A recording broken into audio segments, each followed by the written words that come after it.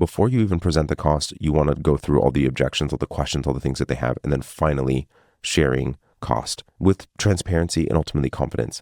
Once you've had a conversation around here's all we need to accomplish through the plan and your goals, and you're going to achieve a 7-10x ROI, assuming that these goals ultimately happen, all you're going to have to invest is this. And it becomes a much more simple thing.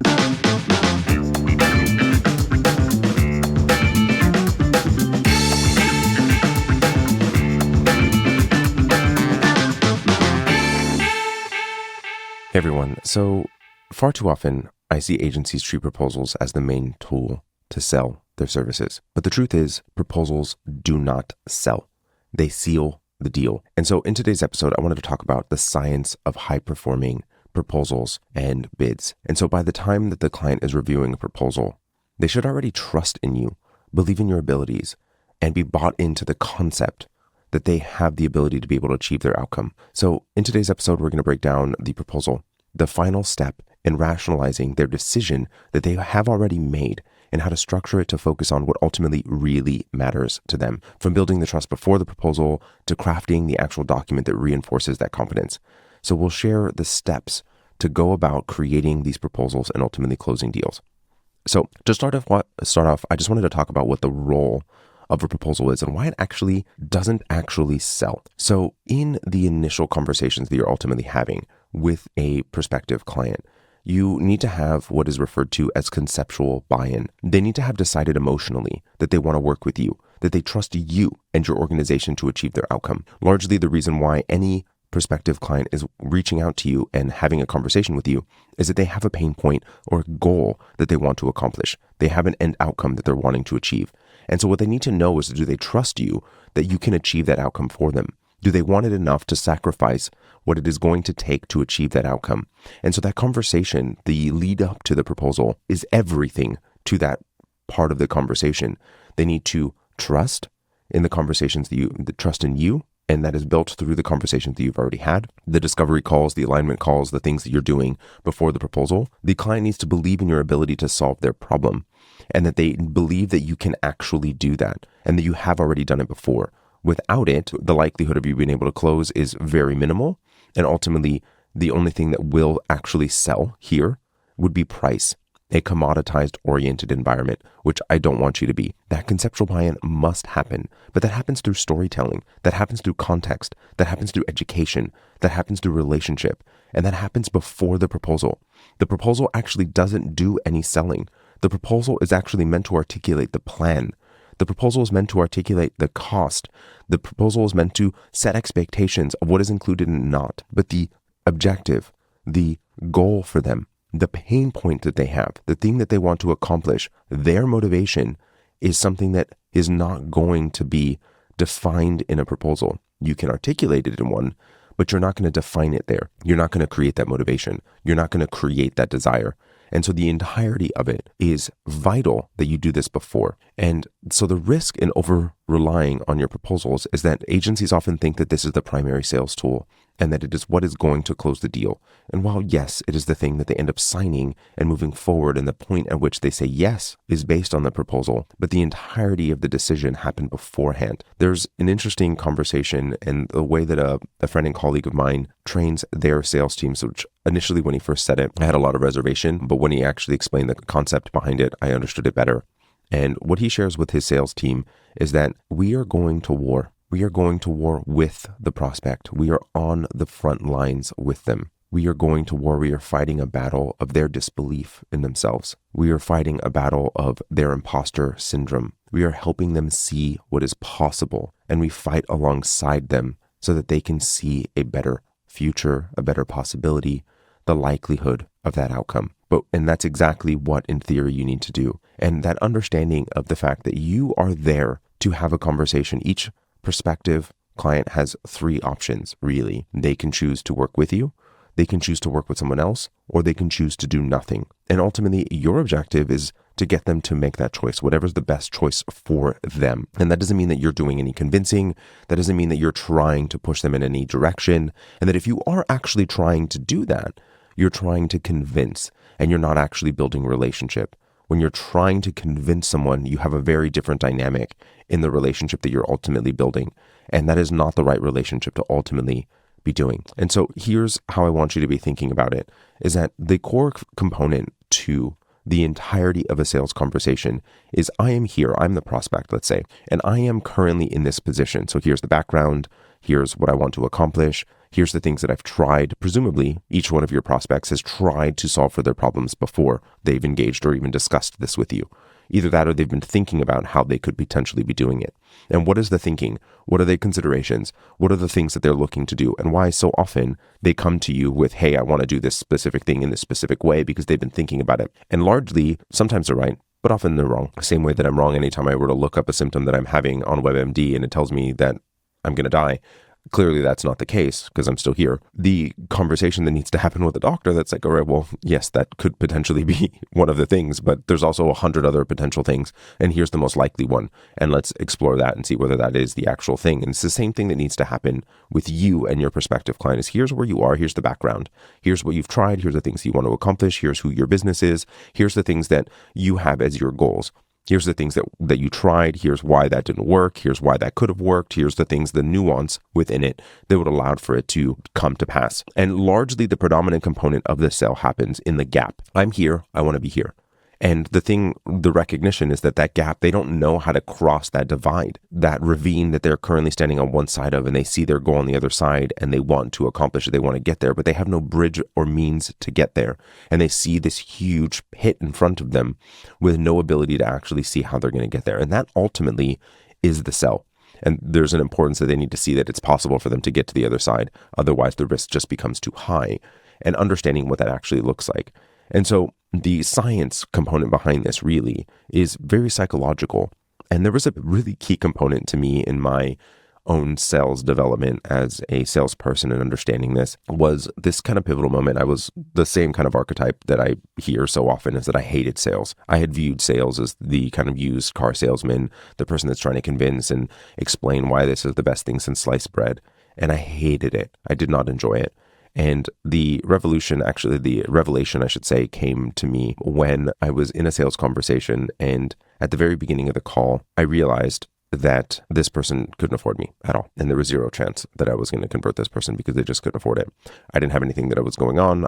Had another meeting and I didn't have anything to do at that moment. So I just decided to stay on the call and ultimately just dump a whole lot of value into this person. And so we talked a lot about where they are, where they want to be, and exactly what's going on, and understanding exactly what their challenges were in the process. And I gave them very directed advice through storytelling of other clients, the experiences that they had, and what worked, what didn't, all the roadblocks that they faced in the process, understanding exactly how they would potentially be able to get there, and the things that they needed to consider in order to consider that potential outcome and how to navigate that process to success. And in the end, obviously, I didn't make the sale because they couldn't afford it. This person did end up coming back about 6 months later when they could, having enacted the advice that I had provided and allowing for them to then be able to afford to work with us. The interesting thing and the most insightful piece of that entire conversation was more on my learning lesson. I enjoyed the hell out of that conversation. I had so much fun. And I realized that it didn't need to be this negative feeling that I was trying to convince anyone of anything, because realistically speaking, especially considering the political environment that we find ourselves in the US and globally largely, is that people aren't very easily convinced of anything. What people do want, they have their end outcome that they want to have. And you can talk about the nuance that goes in between them and help them be able to achieve that outcome. And remember that they do have 3 options: choosing you, choosing another service provider, another agency, another avenue, or doing nothing. And so you can talk about the risks associated with each different one, how to evaluate who's going to be their best potential partner, and ultimately actually wanting to get them to a decision, not getting them to deciding you, but just getting them to a decision. There was a book that I enjoyed, and there was a lot that I actually disagreed with in this book. It was a bit of a dry read, forewarning you. The book is Start With No, and I enjoyed the concept. One of the predominant takeaway that I had away from this book was that my objective in each sales conversation is actually to get to a no as quickly as possible now. And realizing that once I actually change this internal dynamic inside myself, that the objective is to get to a no, and both for myself and for them, if the answer needed to be no, get them to a no as quickly as possible. It changed the entirety of the way that I approached a sales conversation. And so it was really useful and just understanding that mindset oriented component. And so the purpose of thinking about this process, your proposal and sales process, is that understanding and reinforcing the decision that the client has already made. They made a decision that they wanted to achieve this outcome. And how do they actually get there? Providing them and helping them provide for the ability for the comfort in being able to actually get there, understanding how and what are the risk factors in getting to where they want to go, and what are the considerations that they need to make. What is the opportunity that they truly have? And largely from a high cost-oriented thing, and that's largely where we are in this industry, is that there is a substantial amount of investment. Whether we're selling things for $5,000 or selling them for $500,000 plus, there is a significant cost to whoever that demographic ultimately is. And that recognition of that cost factor is important, and realizing that the higher likelihood of outcome, the more that people are generally willing to pay. The more risk that there is, the less that someone is willing to pay. And recognizing that piece is incredibly important. So we need to have a conversation about what is the risk factor, what is the likelihood of achievement, and what are the things that we can do to help achieve that outcome? What is the experience that we have navigating this particular problem or situation? And utilizing the kind of third-party oriented selling framework or verbal case study, really, that allows for them to see the possibility. One of the most successful campaigns that has ever been done was the launch of the iPod. Apple utilized a silhouette, people dancing with the visual actual seat of where you could see the headphones in someone's ear, and the iPod being just forefront of the actual advertisement. Someone's dancing around, so it could ultimately be anyone placing themselves in those shoes. And the exact same thing that you're going to do in a verbal case study is allow for the person to see themselves in someone else's story.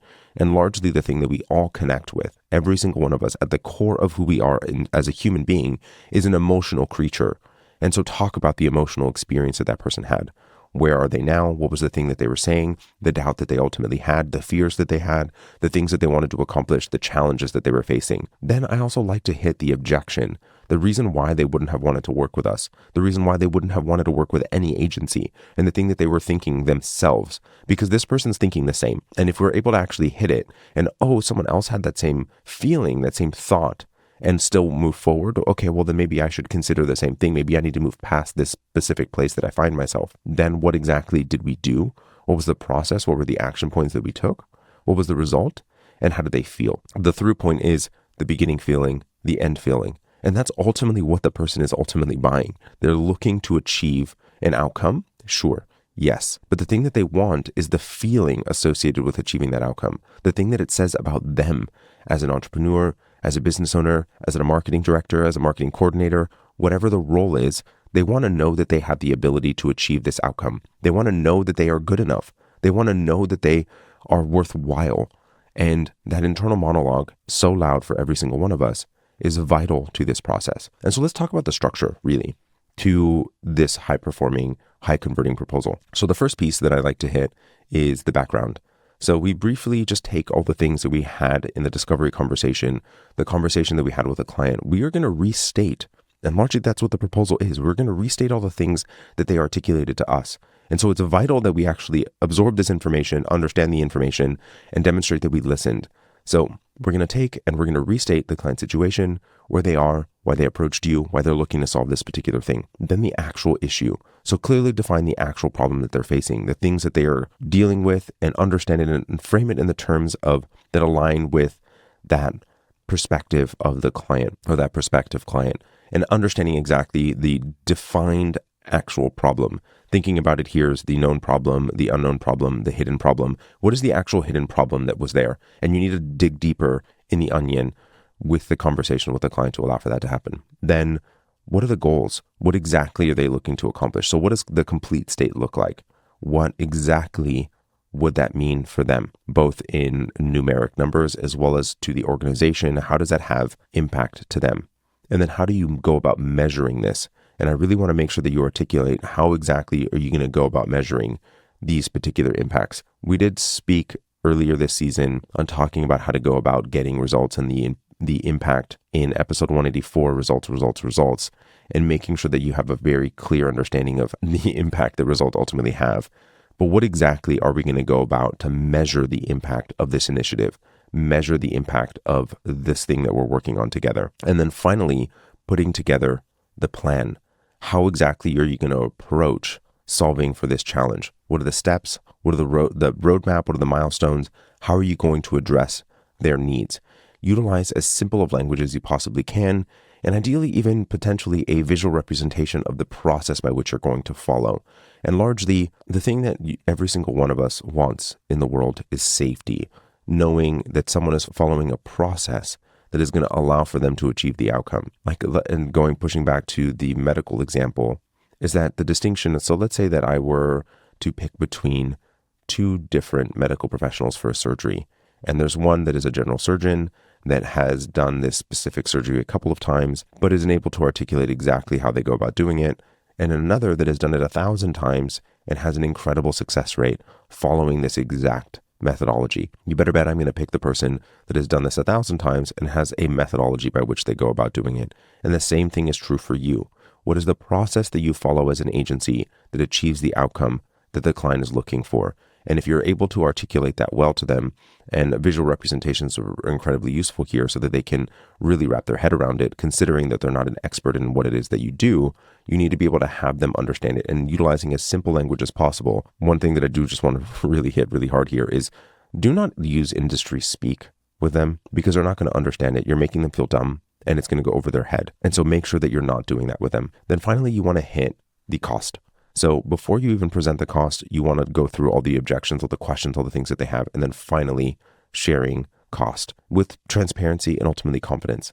Once you've had a conversation around here's all we need to accomplish through the plan and your goals, and you're going to achieve a 7-10x ROI, assuming that these goals ultimately happen, all you're going to have to invest is this. And it becomes a much more simple thing. It's just from a proposal perspective, again, the place that they find themselves, and here's the thing that I want you to really think about, is that in the initial conversations you've had with them, whether capabilities deck, discovery call, qualification calls that you've had before leading into this proposal, the entirety of the decision at this point is they are reaffirming, they are rationalizing an emotional choice that they've already made. They've already made the decision that they want to work with you, and now they're wanting to rationalize it, and we all do this. We all rationalize our decision-making, our emotional decision-making with criteria, with numbers. And so that's what the proposal is actually doing. They've already made the choice that they want to work with you, or they may have made a choice to work with someone else. And at this point, all you're doing in the proposal is actually putting down all the things that you've discussed, the process that you're planning on taking, and allowing for them to be able to rationalize with numbers, with data, that this is the right direction to go. The thing that is already in their heads of what they want to accomplish. Some of the missteps or common mistakes that I ultimately see is overloading a proposal with a load of unnecessary details that distract from the decision. Here's a bunch about our agency, and here's all of these things that why we are the most amazing thing ever. And I personally really dislike this idea, and that you're making the final stage of this about you rather than about them. This piece should be about them. This is about the thing that they are wanting to accomplish. You are the catalyst to allow for them to accomplish their end outcome. You are the pathway that they are taking. But the story is about them. We are all the center of our own universe, and recognizing that you need to be talking to them about them and not about you. Make sure, as I already said, do not be overly technical and do not use industry speak. It is going to confuse them, and it is going to alienate them. And even worse, it could make them feel dumb. And not a single one of us likes to feel dumb. Failing to tie the proposal and the process back to the client's goals and challenges. This is the reason why they are here. The number one reason someone buys anything is to alleviate pain. The second is to provide them with pleasure, the end objective. And so if we're able to actually tie this to their goals, their challenges, their pain points, and their desires, the higher likelihood of a yes we are going to get. And then ultimately ignoring and not being as polished and professional when you're having the conversation. And just making sure that that level of professionalism ultimately does change depending on who it is that you're talking to and the criteria of who your values are and what your brand is as an agency. And just making sure that you understand that you're putting your best foot forward and that you're having a conversation in a respectful and clear professional way. The last kind of piece that I just want to hit that is useful is I just want you to make sure that you allow for your proposal to stand out. And so I want every proposal really to be personalized to them, articulating and essentially regurgitating the things that they have already shared with you in the client-specific situation to them, making sure that you're putting it together in as visually appealing of a format as possible and as clear as it possibly can be. It was the same idea as that I would have made it shorter if I had more time. I would have written a shorter letter if I had more time. The same kind of concept. I want you to think through how can you as simply, creatively articulate the process in a clear, concise fashion that allows for them to understand. The other piece that I want to give you as a tidbit is that understand that each one of us goes through buyers making criteria. And so we want to understand what is the likelihood of outcome. So let's say as an example, right, an easy example, that I was considering buying a new camera and I have a $5,500 budget to buy a new camera. Well, the first step that I'm going to take is I'm going to look at, well, what types of cameras am I going to want? I'm going to first give myself a bit of an education around the considerations. And then I probably am going to go to a store, maybe talk to someone. I'm going to take a look at the different ones, and then I'll probably go back home and then take a look at reviews, watch some things on YouTube, understand a little bit about what's going on, see that it is the right potential fit for me, and then go and buy the actual device. Same thing's true for your prospective clients.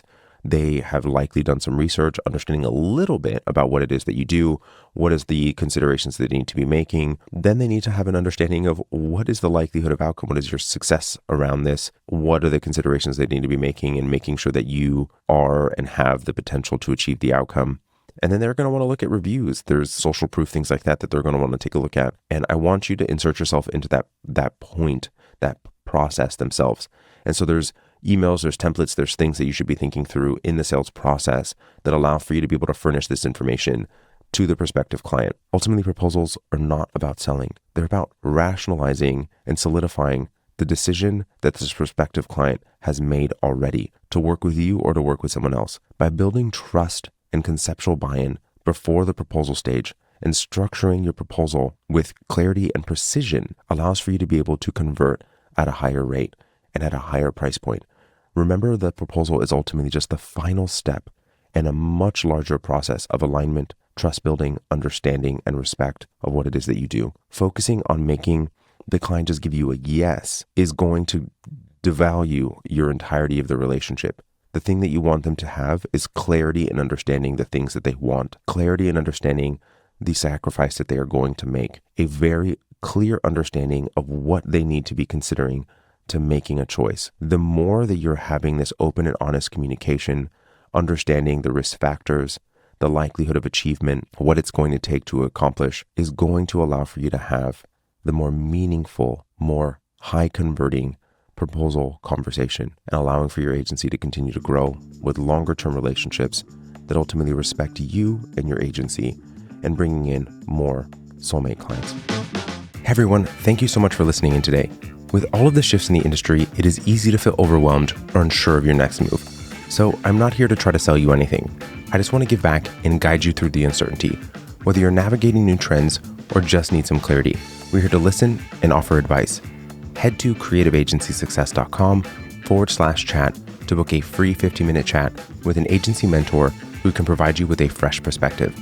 Let's figure out the best steps for your agency's growth together.